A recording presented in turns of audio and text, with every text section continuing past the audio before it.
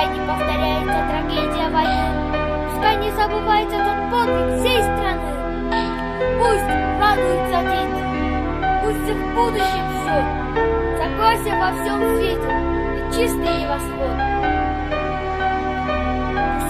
Пусть знают, как их деды, пожертвовав собой, сражались за победу, за мир наш и покой.